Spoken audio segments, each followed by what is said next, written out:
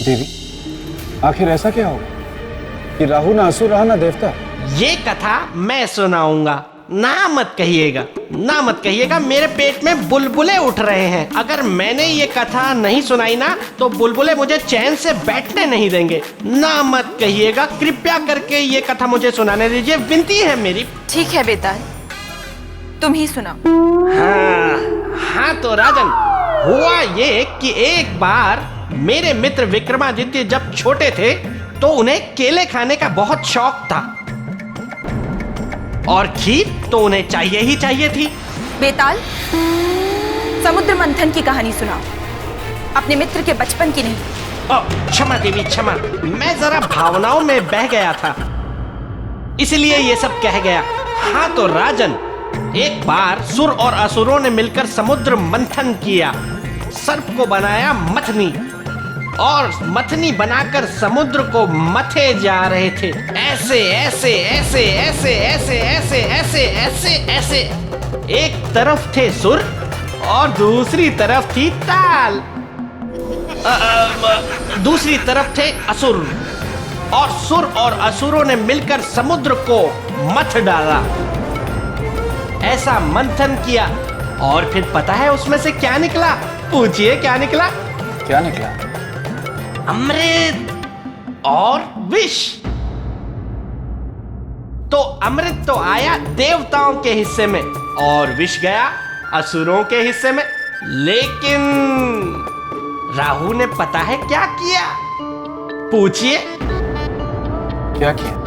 राहु ने छल से अमृत का पान कर लिया, लेकिन उसका छल पकड़ा गया और फिर भगवान विष्णु जो क्रोधित हुए कि उन्होंने राहु का सर धड़ से अलग कर दिया, लेकिन फिर भी उसे कुछ नहीं हुआ।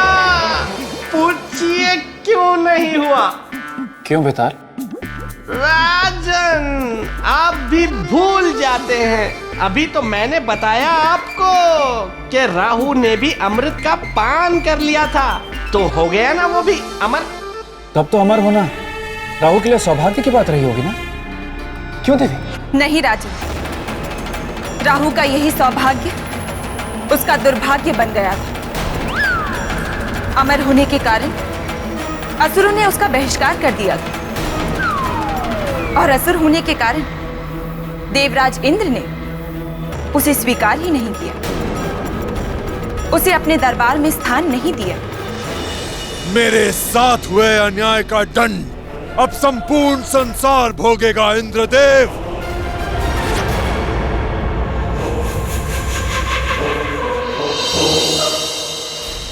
नष्ट कर दूंगा मैं तुम्हारी संजीवनी पृथ्वीलोक को।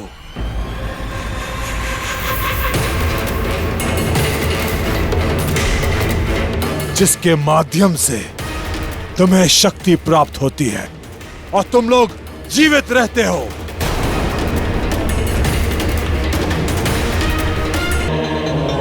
अंत कर दूंगा मैं सबका, सभी सुखों का, और सुख भोगने वाले जीवों का अंत कर दूंगा मैं।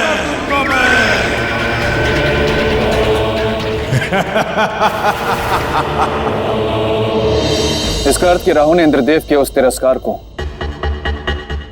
अपने अस्तित्व की लड़ाई बना ली और अपनी महत्ता सिद्ध करने के लिए पुष्य नक्षत्र को खंडित करने पहुंचा, जो नर और नारायण दोनों के सुख का कारण था। राहु, मैं तुम्हें अंतिम चेतावनी देता हूं, अपने स्थान पर लौट जाओ।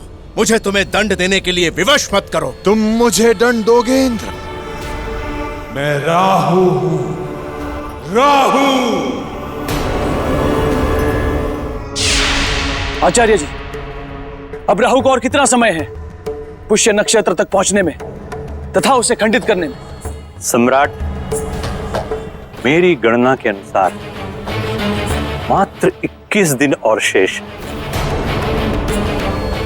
वह 21वें दिन के तीसरे प्रहर की अंतिम घड़ी में पुष्य नक्षत्र को खंडित कर देगा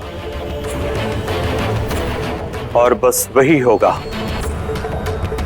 इस युग और सृष्टि का समाप्ति काल।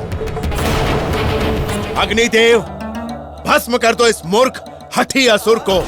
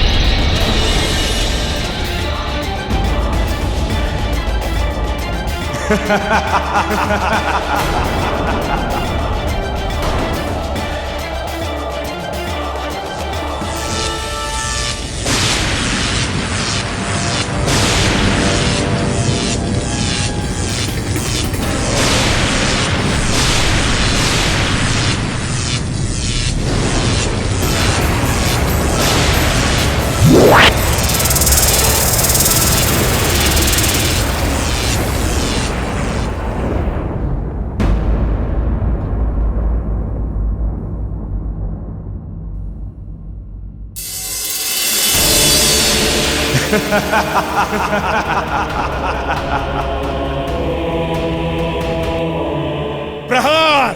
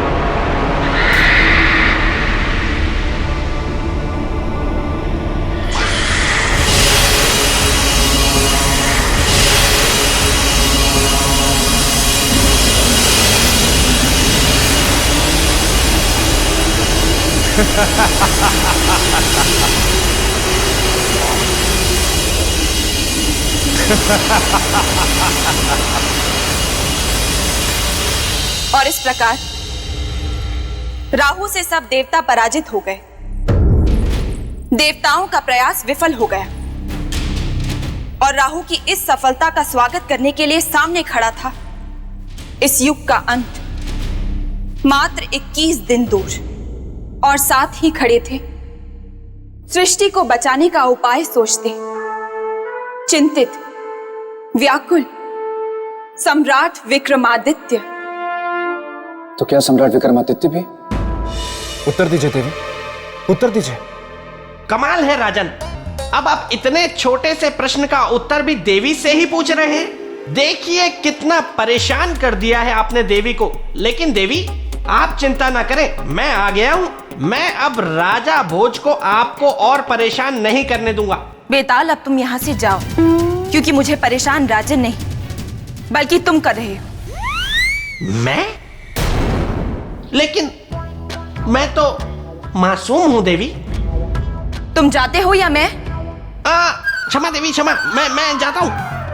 अब मैं बस जा रहा हूं। मैं जाने वाला हूं। मैं चला।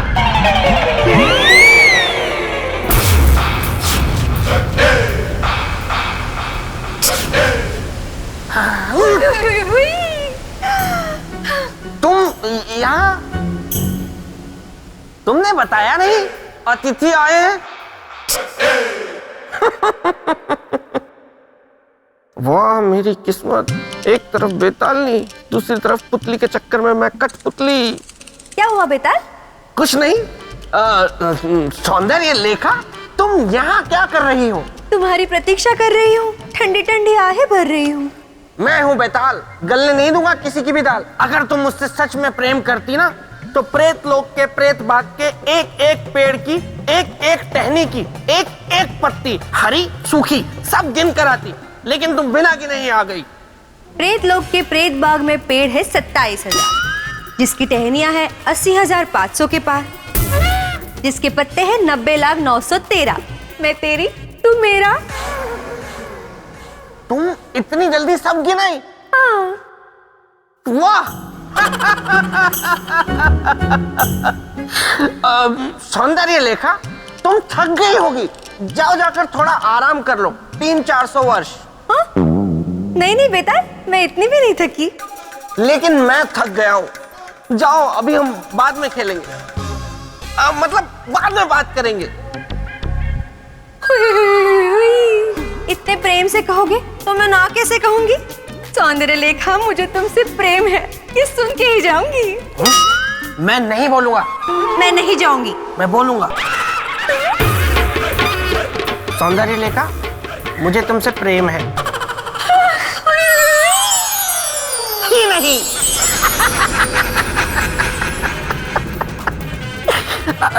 गोलू, गोलू, गोलू। देवी, इस प्रकार मुंह फेर कर मत जाइए। क्या चक्रवर्ती सम्राट विक्रमादित्य भी राहु के प्रकोप से पृथ्वी को बचा नहीं पाए? क्या वो भी राहु से हार गए? उत्तर दीजिए देवी, उत्तर दीजिए, आखिर हुआ क्या? राजन, आप बालकों सा प्रश्न कर रहे हैं।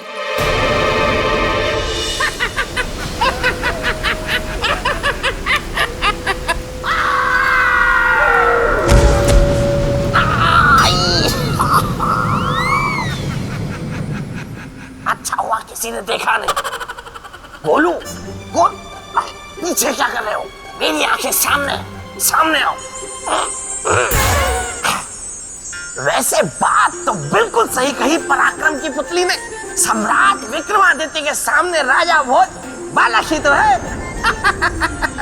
जिस हठी राहु से देवतागण भयभीत हो, जिसे देवता भी रोक न पाए, पराजित होकर वापस लौट गए, जो राहु प्रचंड सूर्य को निगलने की क्षमता रखता हो, ऐसे क्षमतावान शक्तिवान राहु को एक साधारण मनुष्य भला कैसे रोक पाएगा?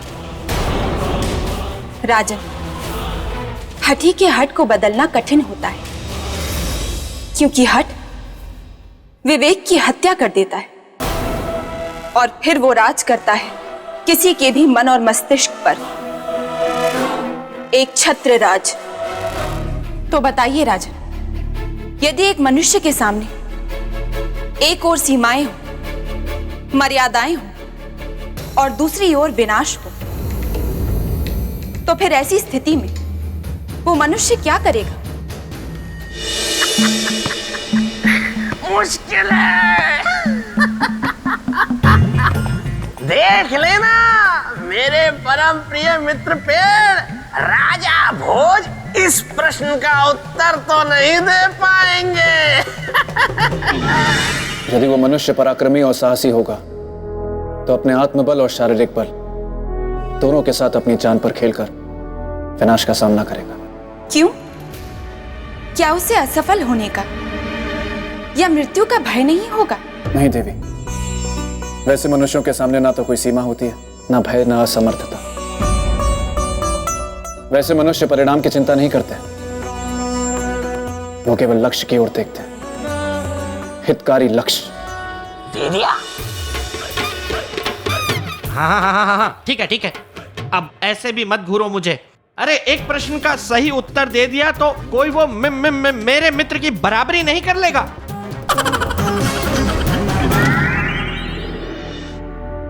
सही कहा आपने राजन, सम्राट विक्रमादित्य ने भी वैसा ही किया।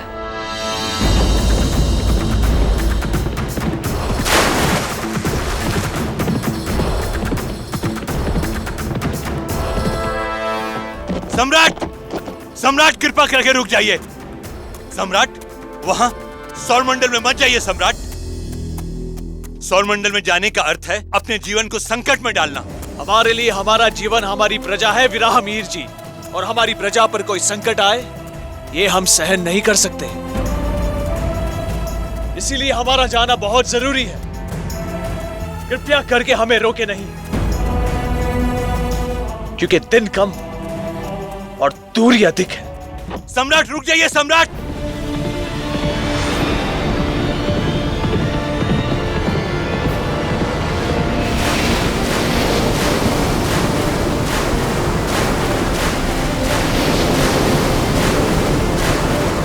सम्राट, सम्राट, सौरमंडल में जाने का निर्णय करके अच्छा नहीं किया सम्राट। आप सौरमंडल की परिधि में प्रवेश कर ही नहीं सकते, क्योंकि वहां की गति अलग है। वहां गुरुत्वाकर्षण नहीं है सम्राट, भार शून्यता है। असंतुलन की स्थिति बन जाती है सम्राट।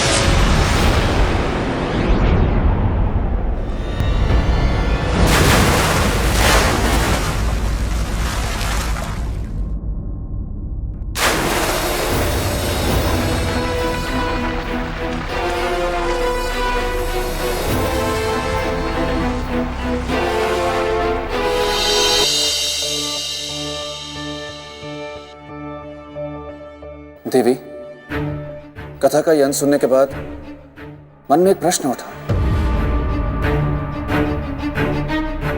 क्या राजन? कि सौरमंडल में गुरुत्वाकर्षण तो है नहीं, तो उसकी परिधि में प्रवेश करना कठिन ही नहीं, असंभव भी है। तो जिस राजा का आभूषण पराक्रम था, वो सौरमंडल में प्रवेश भी कर पाया या फिर लौटा अपने राज्य?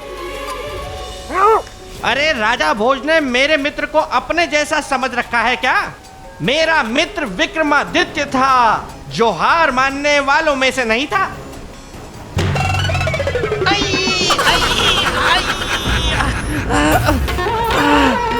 कहीं पत्थर, कहीं गोला, कहीं पेड़। राजन, प्रयास वो छोड़ते हैं या असफलता उनकी साथी बनती है जो परिस्थिति के आगे हार मान जाते हैं। पर पुरुषार्थी कभी हार नहीं मानते राजन, क्योंकि वो जानते हैं कि असफलता स्थायी नहीं होती। ये हुई ना बात। सही उत्तर दिया है पराक्रम की पुतली ने राजा भोज को। असफलता में ही सीप के मोती की भांति सफलता छिपी होती है। इसका अर्थ की यही तो आपको बताना है राजन, कि सम्राट विक्रमादित्य ने असंभव को किस प्रकार संभव किया होगा, असफलता को किस प्रकार सफलता में बदला होगा।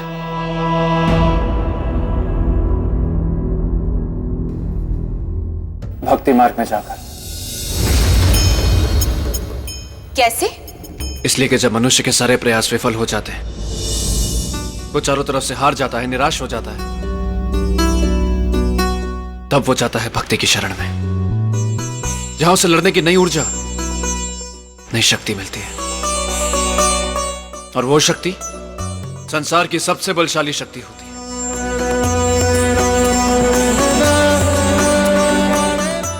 देवी, मैंने अपनी समझ से आपके प्रश्नों के उत्तर दे दिए।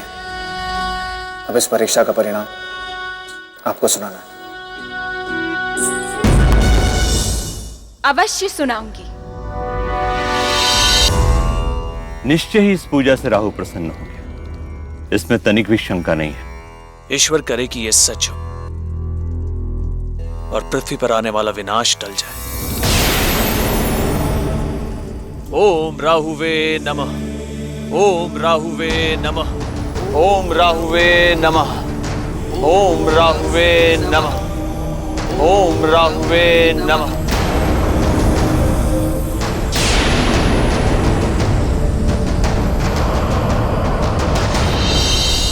सम्राट, इस प्रकार 3 दिन और 3 रात तक चलने वाला राहु का यज्ञ यहाँ अब समाप्त होता है।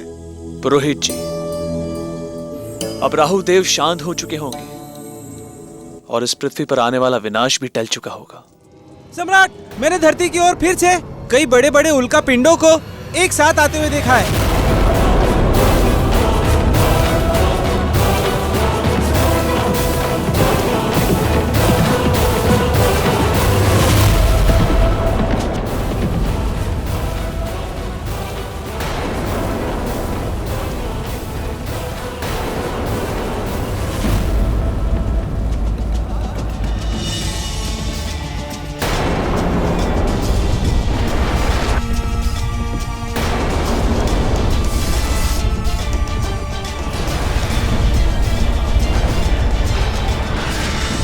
नहीं राहु, तुम हमारी धरती का विनाश नहीं कर सकते। नहीं होने देंगे हम अपनी धरती का विनाश, कभी नहीं।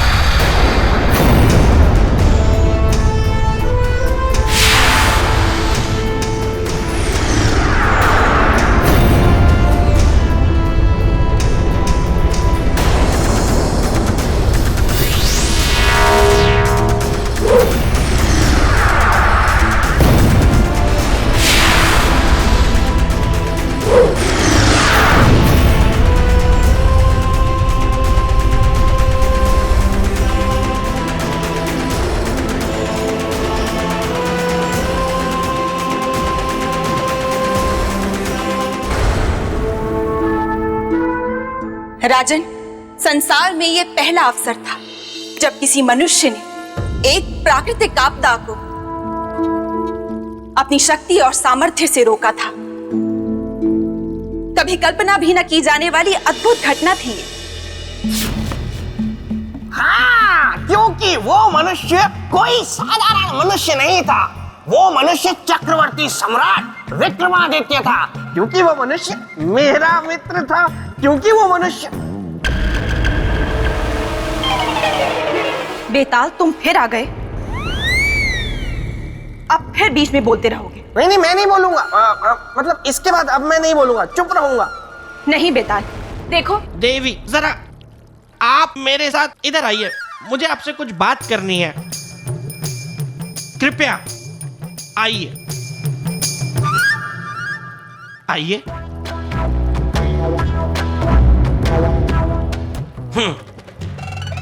देवी, मैं आपके आगे हाथ जोड़ता हूँ, आपके पैर पड़ता हूँ, कृपया मुझे यहाँ से मत निकालिए, मुझे यहाँ रहने दीजिए, मुझे भी अपने मित्र की कथा सुनने दीजिए ना।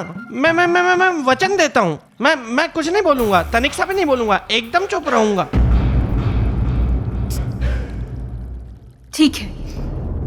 धन्यवाद देवी, धन्यवाद। आइए।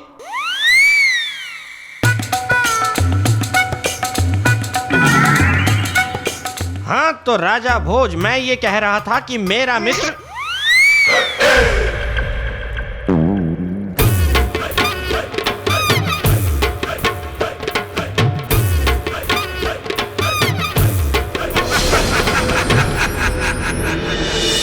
उसके बाद क्या हुआ देवी? सब कुछ सामान्य हो गया? सीमाएं और विवशताएं मनुष्य को बांध देती हैं राजन। मतलब? मैं कुछ समझा नहीं देवी। मतलब ये कि सम्राट विक्रमादित्य भी सीमाओं से बंधे थे, विवश थे।